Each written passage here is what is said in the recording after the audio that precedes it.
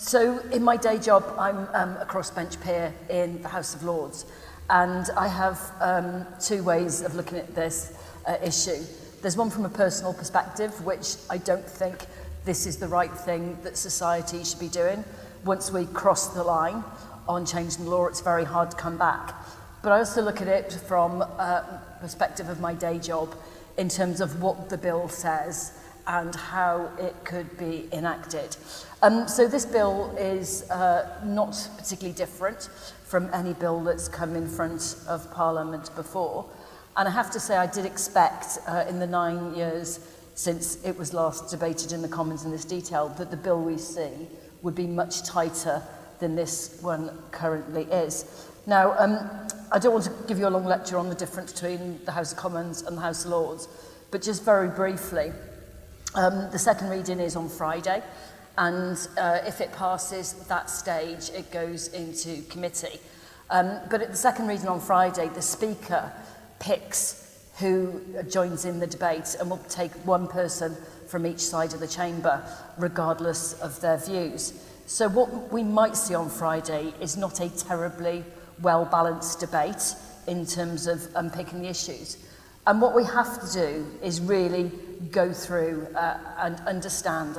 I keep saying the devil's in the detail. And in the last few weeks, I've done a lot of interviews to talk about this. And it's something that gets a lot of reaction.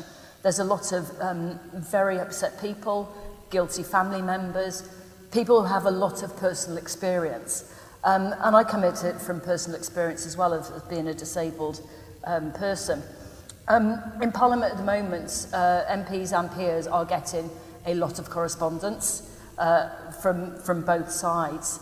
I'm getting a lot of people who are very unhappy that I keep saying, what about disabled people and what about vulnerable people?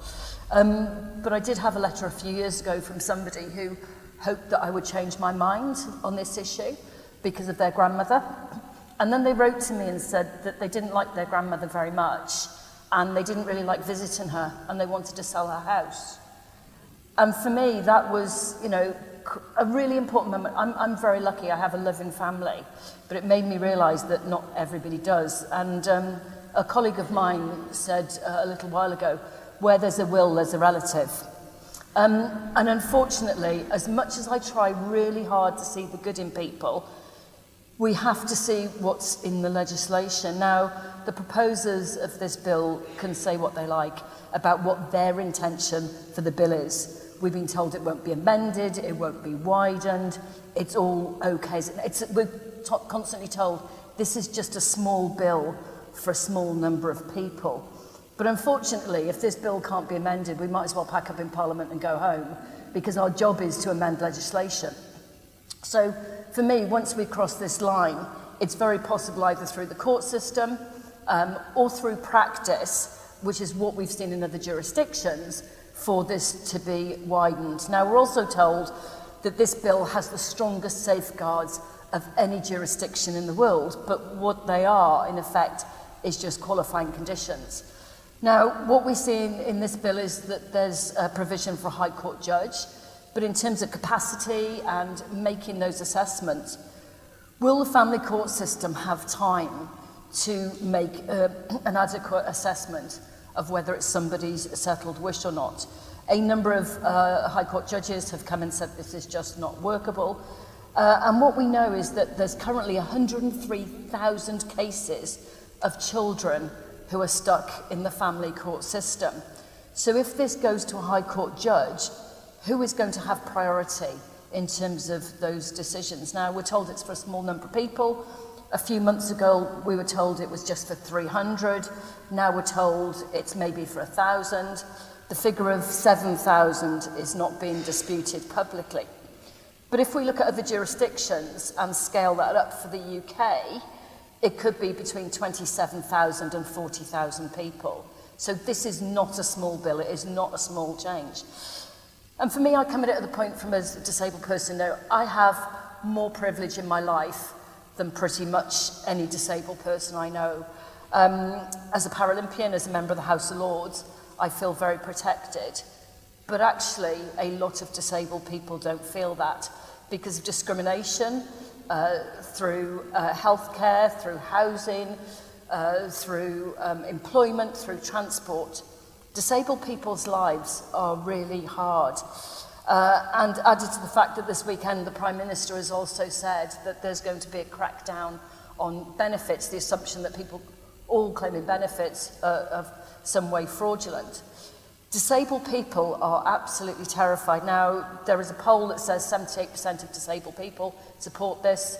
There's polling that says lots of people support this. When you call it assisted suicide, there's one figure. Assisted dying. When you call it assisted suicide, that figure drops. When you start asking people, what do they understand assisted dying to be? People think that it's palliative care. And the number drops every time you add in for young people, for different conditions. It keeps dropping and dropping. And this is a hugely emotive issue.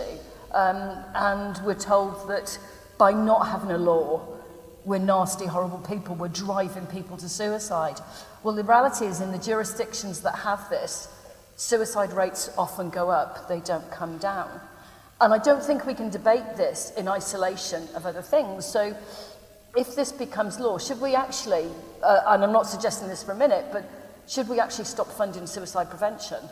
You know, what we should do. No bill and no law happens in isolation. But in terms of detail of this bill, what it does allow, it allows doctor shopping.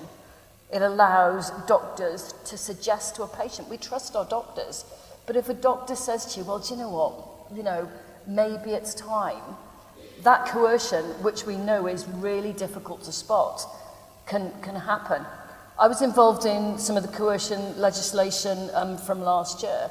We know it's incredibly difficult. The coercion legislation says you have to prove it twice to even have a chance of going to court. If the patient is dead, how do we possibly prove coercion? And we don't talk about death, we don't talk about lots of other things. But one thing we do have to talk about with the detail of this bill is how, when, where and who. So I talk about people want this Hollywood death. They want to slip away, they want it to be, of course they do. But there's a very strong assumption out there that if this becomes law, people will take one pill and they slip away. You're actually looking at about 100 pills that you either have to try and swallow or break up and mix into a sludge. And apologies for talking about this in detail, but I think it is important that we think about this. You have to take anti-sickness meds. But also what I think we have to think about is what happens if it doesn't work. Now, in Oregon, a significant number of patients take more than an hour to die. There's cases of over 100 hours. At what point does a doctor step in and actually says enough is enough? Our NHS is not in a great place at the moment. Do we really have time for 4 or 5 shift changes of a medical personnel to be there? There's an assumption that people will be able to choose the time of their death or whether it's going to be in a picnic somewhere with their families. The reality is far different from the picture that's being painted. And while we're being told it's not for disabled people, and Lord Faulkner, who would support this bill if it came to the House of Lords, had a commission a few years ago. In his commission report, he said it is not meant for disabled people at this moment in time. Disabled people are very easily able to fit into the 6-month diagnosis. We already have doctors in the UK talking about terminal anorexia. So if a patient with anorexia doesn't take treatment, they could very easily have a 6-month diagnosis. Someone with type 1 diabetes could fit into this if they stopped taking their meds. For someone like me, if I had a pressure sore and it didn't heal, I could fit into this qualification very easily. And very briefly, I do think it's important that we look at the other jurisdictions. So the people favouring this law, well, for a while they said it was Oregon's brilliant, then it's Canada that's brilliant, then it's Oregon again, and now we're being told it's Australia and New Zealand. Well, Oregon has a population of 4.2 million. It is a tiny US state. Australia and New Zealand, their legislation is so new, it's hard to really find any data. They were promised a massive increase in palliative care. If this legislation went through, the legislation went through, palliative care has now been cut. In Oregon, 70% of the records are not completed, so we don't know how people die. And in Canada, where it's just so wide open, it's now being suggested to patients who are going in for cancer treatment. There's a case of a woman going in for a double mastectomy. It was suggested to her the operation's quite painful, maybe she would want to end her life. And Paralympian Christine Gauthier had asked for support for a lift for her house, and she was offered the drugs to end her life. So this is, I believe, just a very, very dangerous bill, regardless of personal opinion on this. And it's very challenging. The final thing I want to say is that MPs are being told, if you're in any doubt at all, if you're just not sure, just vote it through on the principle, and we can sort it out when it gets to committee. But the reality of how committee works in the House of Commons is they do not debate every single amendment. So this could end up going through the House of Commons, coming to the House of Lords in a very incomplete state, which is far from satisfactory. So there are other options being suggested. Citizens' jury, I've been part of those. I have to say my experience has not been brilliant. Or potentially a commission to look at this. I do not believe a private member's bill is the way that we should be doing this. And my really strong message is to MPs, if in any doubt, say no right now. Don't just vote it through on principle. Because the regulations get decided in something called secondary legislation and negative instruments, which means they never come back to Parliament. So Parliament doesn't get to see the regulations and how they'll be enacted. So I think it's a dangerous bill. It's certainly not the right time for it.